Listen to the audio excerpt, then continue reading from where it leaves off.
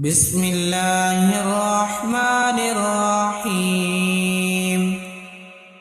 عما يتساءلون عن النبأ العظيم الذي هم فيه مختلفون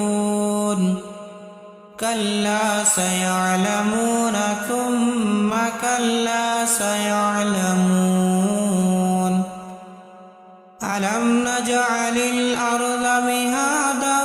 والجبال أوتادا وخلقناكم أزواجا وجعلنا نومكم سباتا وجعلنا الليل لباسا وجعلنا النهار معاشا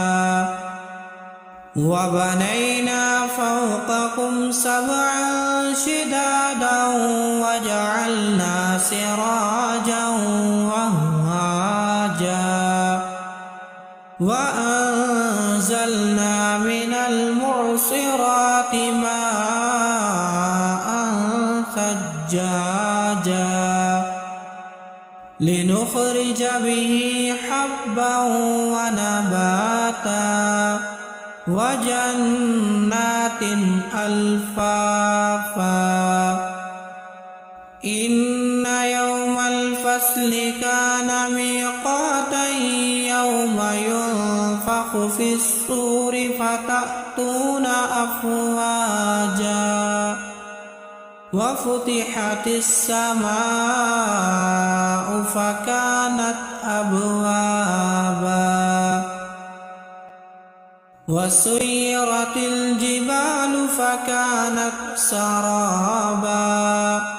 إن جهنم كانت مرصادا للطاغين مآبا لابثين فيها أحقابا لا يذوقون فيها بردا ولا شرابا إلا حميما وغساقا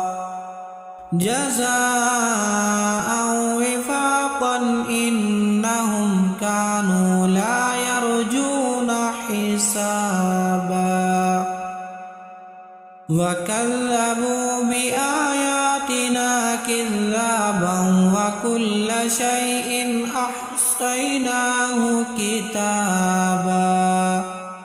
فذوقوا فلن نزيدكم إلا عذابا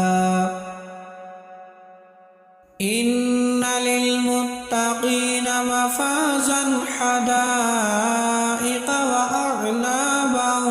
وكواعب أترابا وكأسا دهاقا لا يسمعون فيها لغوا ولا كذابا جزاء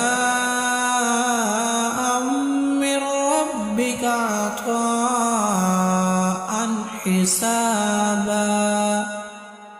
رب السماوات والأرض وما بينهما الرحمن لا يملكون منه خطابا يوم يقوم الروح والملائكة صفا لا يتكلمون إلا من أذن له